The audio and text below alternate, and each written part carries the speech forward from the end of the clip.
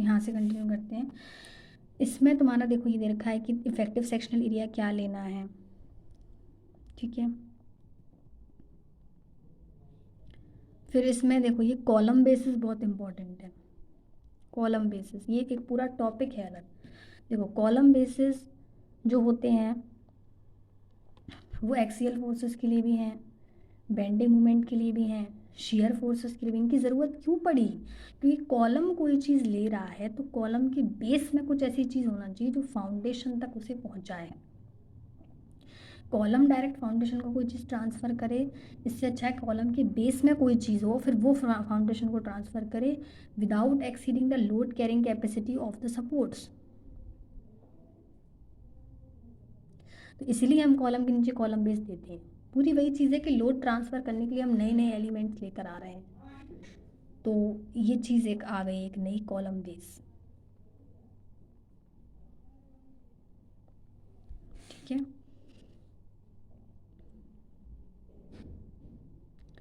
अब इनका ये कि जो नॉमिनल बियरिंग प्रेशर जो आ रहा है कॉलम बेस प्लेट में, है ना, और सपोर्ट जो है बिलो, वो आप डिटरमाइन कर सकते हैं। मैक्सिमम बियरिंग प्रेशर 0.6 FCK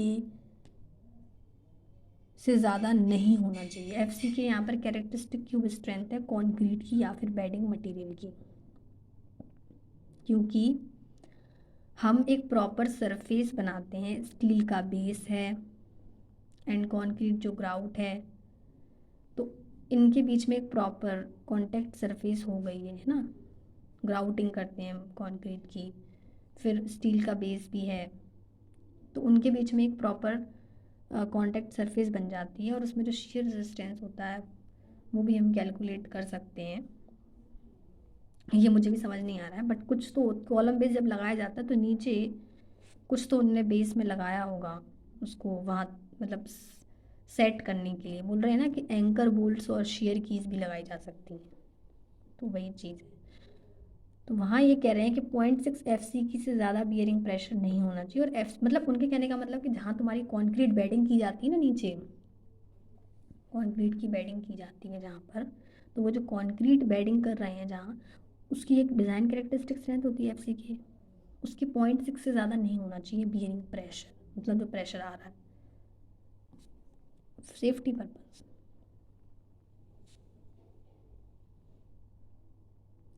अब ये कह रहे हैं कि मान के चलो आपने बेस प्लेट जो रखी है, कॉलम के बेस के नीचे एक बेस प्लेट रखी, और मान के चलो उसका साइज़ ज़्यादा रिक्वायर्ड, मतलब जो बियरिंग प्रेशर जितना लिमिट है, जितनी ज़रूरत है बेस सपोर्ट पे, तो उसकी जितनी रिक्वायरमेंट है उससे ज़्यादा का बड़ा साइज़ आपने बेस प्लेट का रख लिया। मान के चलो इतनी बड़ी बेस प्लेट आ गई कि उससे ज़्यादा जितनी ज़रूरत है उससे ज़्यादा आ गई, तो फिर आप क्या करेंगे, इक्वल प्रोजेक्शन देंगे बेस प्लेट का, कॉलम के फेस के चारों तरफ इक्वल प्रोजेक्शन देंगे। और अब यहाँ पर आप गज़ट लगा सकते हैं, गज़ट, क्योंकि प्रोजेक्शन बाहर आ गया तो आप गज़ट यूज़ कर सकते हैं लोड ट्रांसफ़र करने में, कि बियरिंग प्रेशर जो इफेक्टिव एरिया पर आए वो बियरिंग कैपेसिटी को एक्सीड ना करे। तो जब भी ऐसा हो कि जो साइज़ है उससे ज़्यादा बड़ा साइज़ आ गया, जितना रिक्वायर्ड है उससे बड़ा साइज़, तो वहाँ आप गज़ट यूज़ करेंगे। गज़ट इसीलिए यूज़ करेंगे कि बियरिंग कैपेसिटी जो है 0.6 FCK उससे ज़्यादा नहीं आना चाहिए। तो ये हो गई गज़टेड बेसिस। कॉलम बेसिस में ही गज़ट जब लगा दी इक्वल प्रोजेक्शन की कंडीशन आने पर, तो हो गई गज़टेड बेसिस। गज़टेड बेसिस की भी क्या कंडीशंस हैं, गज़टेड बेसिस कंडीशंस यहाँ पर दे रखी हैं, मतलब बहुत सारे इसमें गाइडलाइंस दे रखी हैं।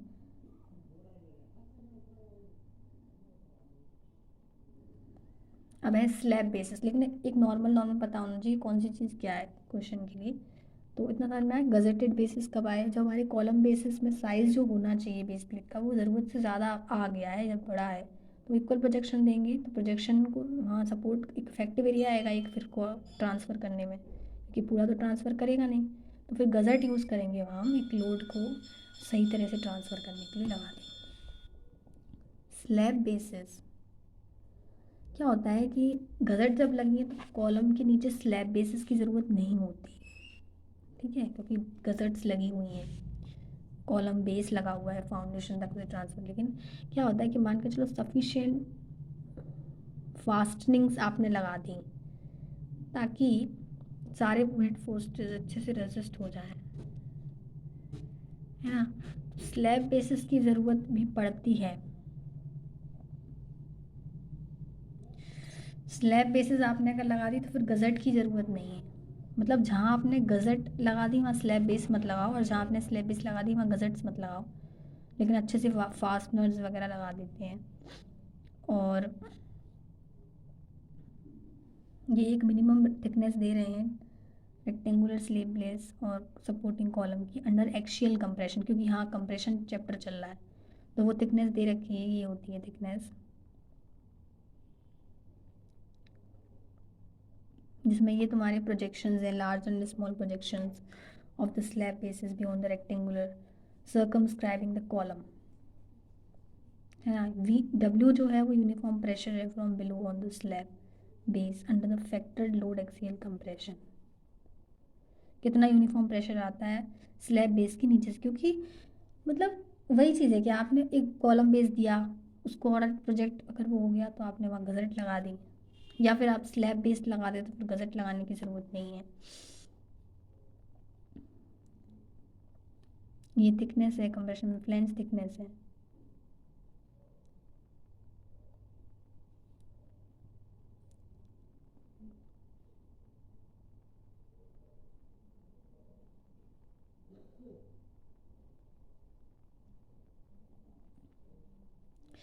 So when the slab does not distribute the column load uniformly due to eccentricity of the load, a special calculation shall be made to show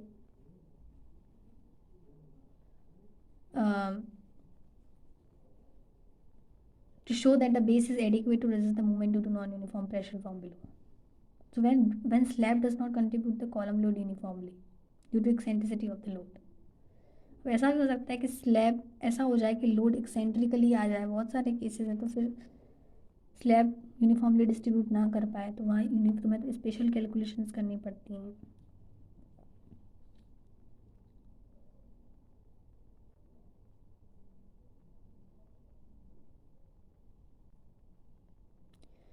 अब ये एंगल स्टड्स क्या होते हैं कि जैसे आपने एंगल लिया है, एंगल, तो एंगल में कंप्रेशन आप एंड गज़ट से ट्रांसफ़र करेंगे या one of it select to a gusset से करेंगे। कंसंट्रिक लोडिंग, जब कंसंट्रिक लोडिंग हो, जो बिल्कुल कंसंट्रेटेड हो, वहीं पर हो। अब लोडिंग दो तरीके की हो सकती है ना, कंसंट्रिक हो जाए, एक्सेंट्रिक हो जाए। कंसंट्रिक मतलब जो कंसंट्रेटेड है बिल्कुल बीच में, तो कोई सिंगल एंगल जब कंसंट्रेटेड लोडेड है तो डिज़ाइन स्ट्रेंथ आप ऐसे निकाल सकते हैं इस फॉर्मूले से। यहाँ पर K1 K2 K3 क्या है, फैक्टर्स हैं, तो ये K1 K2 K3 की भी आपको वैल्यू दे रखी है, बिल्कुल नीचे ही दे रखी है फॉर्मूले की। ये फिक्स्ड है तो ये होगी, हिंज्ड है तो ये होगी, फिक्स्ड है तो ये होगी, हिंज्ड, तो वो सब दिख जाएगा।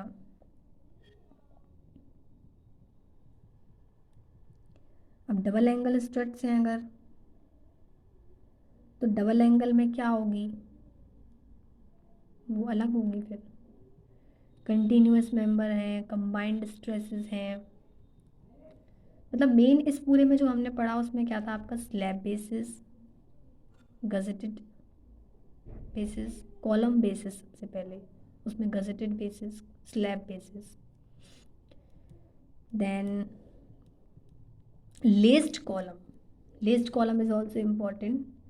The members comprising two main components laced and tied, मतलब जिन मेंबर्स में लेस्ड कॉलम कुछ नहीं, हम लेसिंग कर देते हैं। जैसे लेसेस तो सुनी देखी होंगी, जो हमारे ड्रेसेस में नीचे हम लेसिंग लगा देते हैं नीचे बॉर्डर पे, बिल्कुल ऐसे कॉलम में ऐसे सपोर्ट लेने के लिए हम लेसिंग कर देते हैं।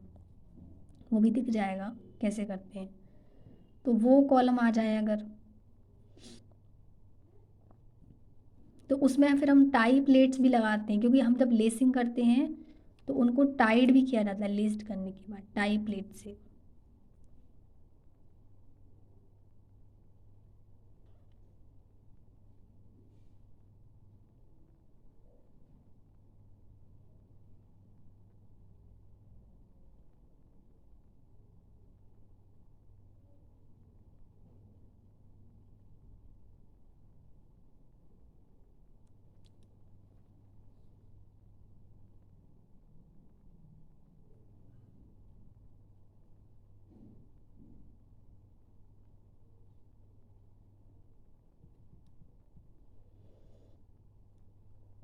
सो सिंगल लेस सिस्टम्स हैं on the opposite side of the components being laced together shall preferably in the same direction so that one is in the shadow of the other instead of being mutually opposed in the direction.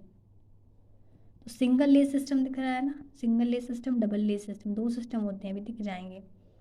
एक चीज़ है कि अगर हमारे लेस्ड column है, को बहुत सी चीज़ें हैं, लेस्ड कॉलम जहाँ दिख जाए वहाँ आपको KL/R 1.05 टाइम्स लेना है, जो एक्चुअल मैक्सिमम स्लेंडरनेस रेशियो है। क्यों लेना है? To account the shear deformation effects. तो लेस्ड कॉलम के केस में KL/R जो एक्चुअल KL/R तुम्हारा है उसका 1.05 टाइम लेना है, ध्यान रखना, ये लेस्ड कॉलम में इम्पॉर्टेंट थिंग है। लेस्ड कॉलम कैसे होते हैं दिख रहा है, ये तुम्हारी lacing on face A, face A, face B,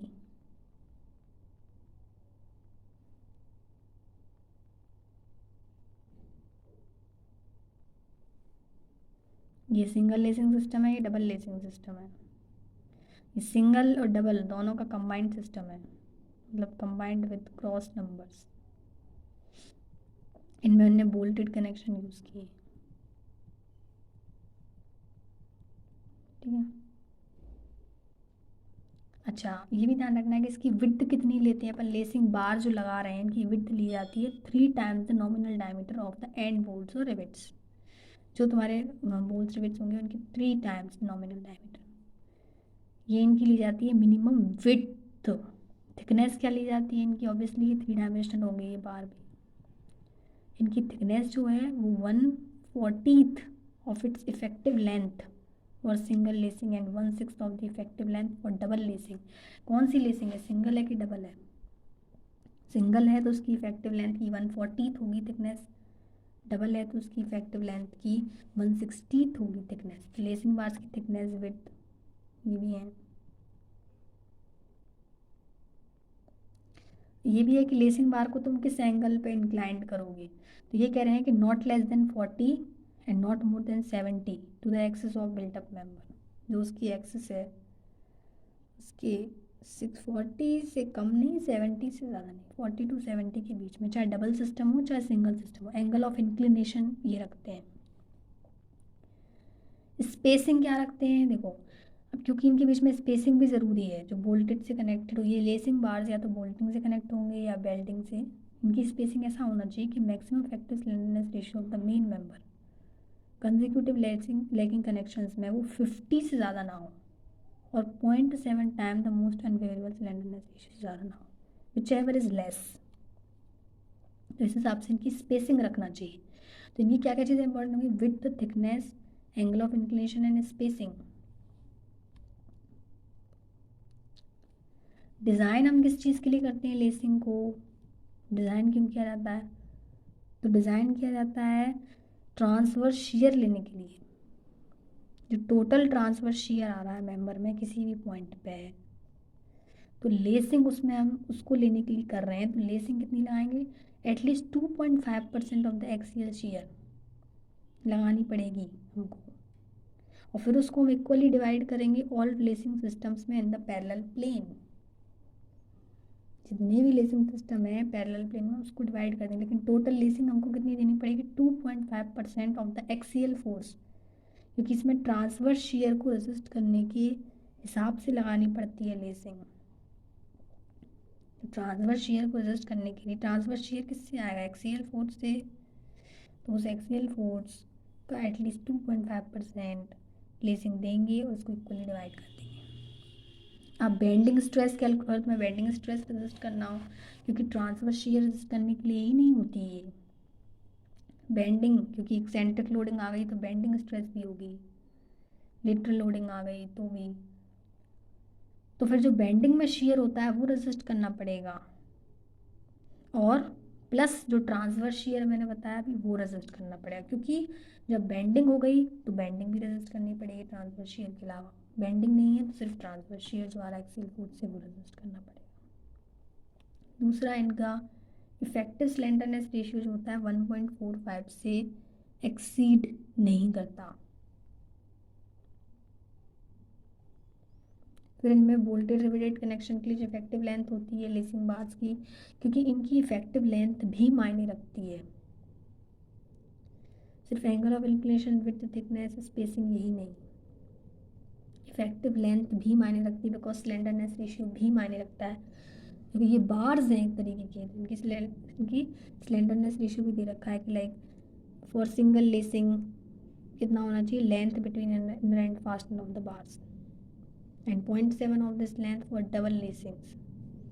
in welding connection effective slenderness ratio कितना होना चाहिए, 0.7 time the distance between the inner ends of the welds connecting the single lacing bar to the member. तो इनकी हमको क्या पता है, width, thickness, angle of inclination, spacing, इनका इफेक्टिव स्लेंडरनेस रेशियो, ये क्यों डिज़ाइन किए जाते हैं लेस्ड column, to carry the transverse shear. और ट्रांसवर्स शियर की बात ना हो, अगर बेंडिंग हो रही है क्योंकि सेंट्रिकली लोडिंग है, तो फिर बेंडिंग शियर और ट्रांसवर्स शियर।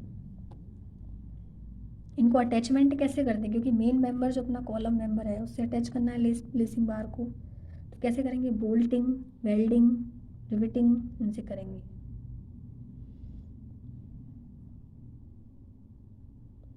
तो जब उसे अपन अटैच करते हैं तो लैप, अमाउंट ऑफ लैप कितना होना चाहिए, वो दिया है इसमें। अच्छा, एक चीज़ और है, जब लेस्ड कॉलम की बात आएगी तो लेस्ड कॉलम में टाई प्लेट्स लगेंगी। जैसे कॉलम बेसिस की जब बात हुई थी तो हमें गजट्स देनी पड़ी थी, गजट्स नहीं तो स्लैब बेसिस देने पड़े थे कॉलम बेसिस में। तो यहाँ जब लेस्ड कॉलम बनेंगे, जब लेसिंग बार लगाए जाएंगे कॉलम में, लेस्ड कॉलम बनेंगे, तो उनको टाई प्लेट्स भी at the end of the lacing system we have to provide end plates, और at the intersection with the other members, या जहाँ पर इंटरसेक्शन हो रहा होगा या जहाँ लेसिंग सिस्टम इंटरप्ट हो जाए वहाँ भी हम टाई प्लेट लगाएंगे। एक तरीके से ये बांध जैसा काम करती है टाई प्लेट। लेसिंग सिस्टम जहाँ तक चला वहाँ तक ठीक है, वहाँ इंटरप्ट हो गया वहाँ लगा देंगे, या लेसिंग सिस्टम एक जगह का दूसरी जगह कनेक्ट हो रहा है वहाँ लगा देंगे, या एंड्स में लगा देंगे, तो जहाँ ख़त्म हो रहा है वहाँ लगाना है टाई प्लेट्स। दूसरा, लेस्ड कॉलम के अलावा हमारे बैटन्ड कॉलम्स और हैं।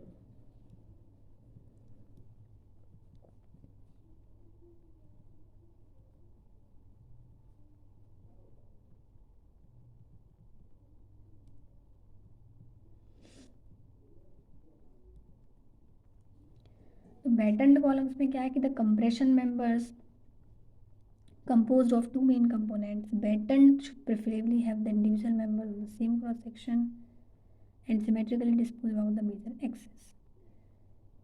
तो इसने ये बोला है कि बैटन्ड कॉलम्स जो हैं वो कहाँ देने चाहिए, किस एक्सिस, क्या रेडियस ऑफ गायरेशन होना चाहिए, एक्सिस की क्या वैल्यू होना चाहिए, वो सब दिया है।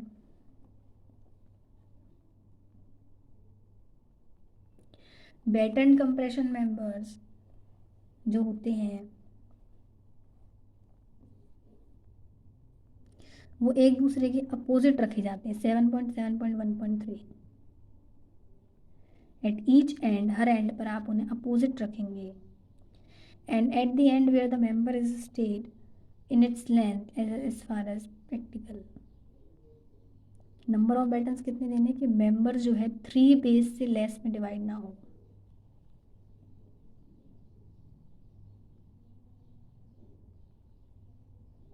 तो बैटन्ड कॉलम का सेक्शन दिया है।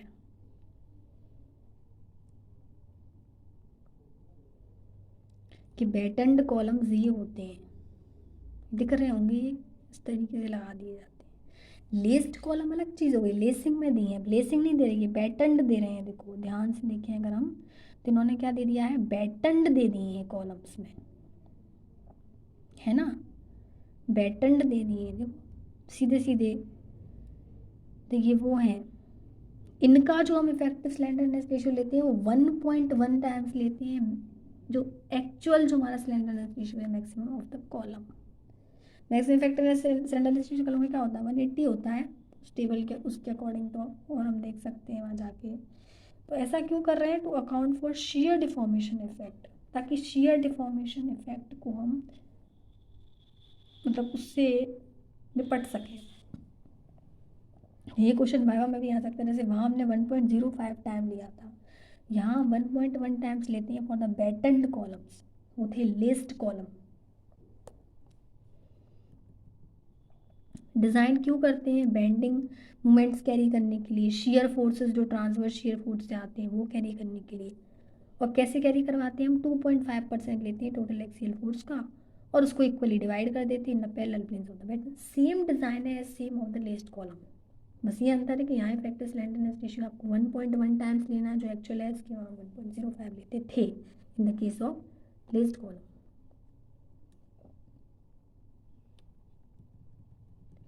तो आपको चेक करना है वही कि शियर कितना आ रहा है और बेंडिंग मोमेंट कितना आ रहा है। शियर के लिए, बेंडिंग मोमेंट के लिए इनको डिज़ाइन करना है। किससे कनेक्ट करेंगे? Riveted bolts, welds. अच्छा, वही सेम वही चीज़ होगी, चाहे तुम्हारे लेस्ड मेंबर हो चाहे तुम्हारे बैटन मेंबर हो, दोनों में मेथड सेम, बिल्कुल सेम डिज़ाइन प्रोसेस है, कोई वो नहीं है। हाँ, यहाँ भी वही चीज़ है कि आपको टाई प्लेट्स लगानी पड़ेंगी at the end. Tie plates you have to apply at the ends. वही चीज़ है कि तुमको इनमें स्पेसिंग कितनी रखनी है, क्या इनकी साइज़ है, मतलब क्या थिकनेस है, क्या विड्थ है, क्या स्पेसिंग है। इनमें एंगल ऑफ इंक्लिनेशन तो है नहीं। इनका इफेक्टिव स्लेंडरनेस रेशियो मैंने बता दिया। डिज़ाइन किस लिए होते हैं? सही है, सेम चीज़ है। ट्रांसवर्स शियर, शियर के लिए क्या शियर आ रहा है? बेंडिंग मोमेंट, अगर एक्सेंट्रिक लोडिंग है तो बेंडिंग मोमेंट के लिए सेम चीज़ है, same of the least column. तो साइज़ इनमें ये दे रखा है 7.7 में कह रहे हैं। ऑब्वियसली हम किन चीज़ों को याद नहीं कर सकते, ये कोड है, इसमें तुम्हें साइज़ भी दे रखा होगा और तुम्हें स्पेसिंग भी दे रखी है इन्होंने।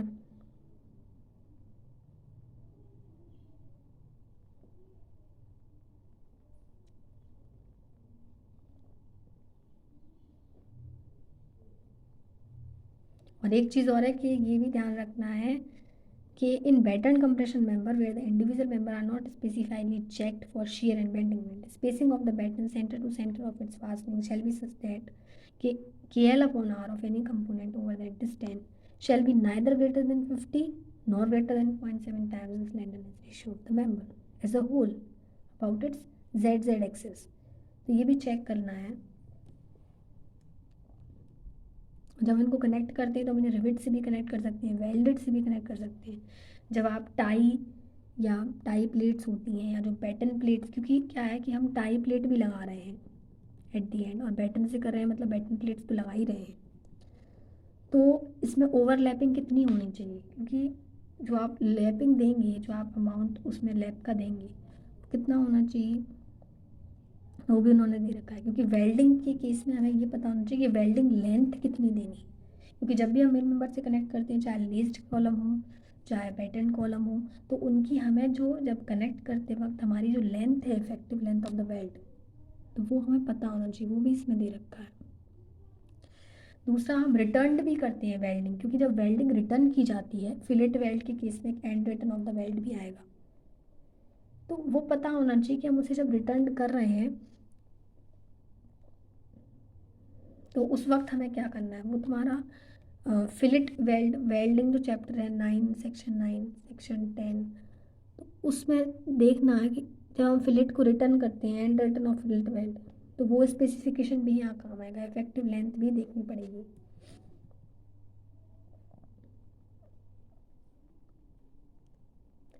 अब कई बार ऐसा होता है कि कंप्रेशन मेंबर्स में दो कंपोनेंट होते हैं बैक टू बैक। अगर कंप्रेशन मेंबर्स में दो मेंबर्स हैं बैक टू बैक, तो क्या करेंगे? मान के चलो दो एंगल्स हैं, दो चैनल्स हैं, दो टीज हैं, बैक टू बैक हैं, कुछ डिस्टेंस पे उन्हें मैंने कनेक्ट कर दिया है।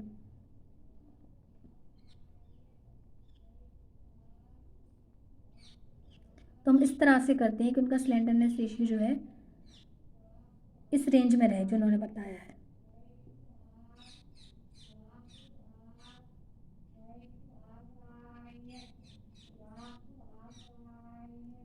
तो इन्हें पूरा दे रखा है कि जब हम बैक टू बैक मान के चलो दो कंपोनेंट्स हमने कनेक्टेड करे, हमने रिवेट से करे, बोल्ट से करे, इससे करे, तो वो हमें क्या स्पेसिंग रखनी है उनकी, कितना वो रखना है, साइज़ कितने, क्या उसमें रखना है, वो सारी चीज़ें लास्ट में दे रखी हैं। Compression members composed of two components back to back.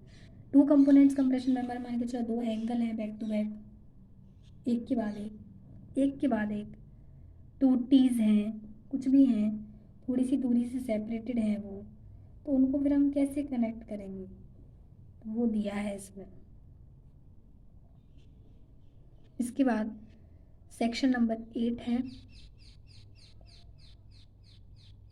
इसके बाद सेक्शन नंबर जो 9 है,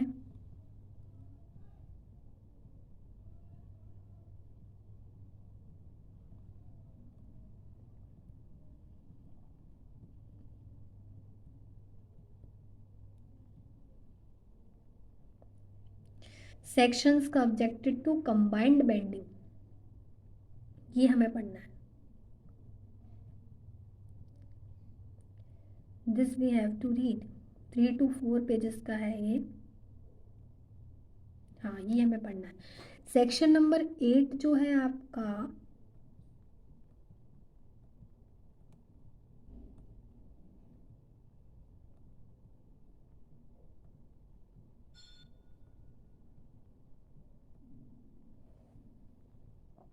ये हमारे सिलेबस में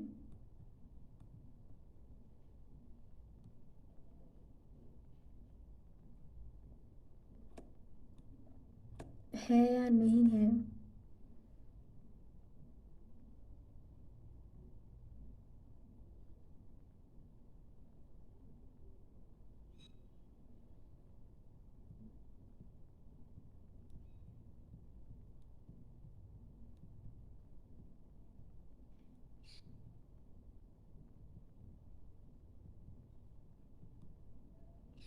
ये हमें देखना पड़ेगा।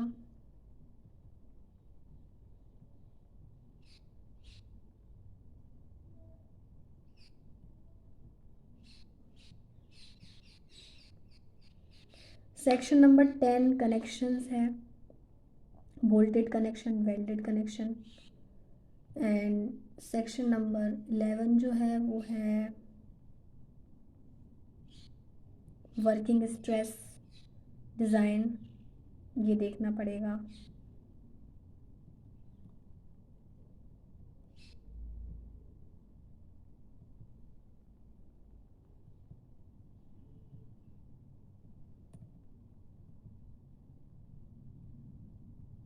तो बस यही है। सो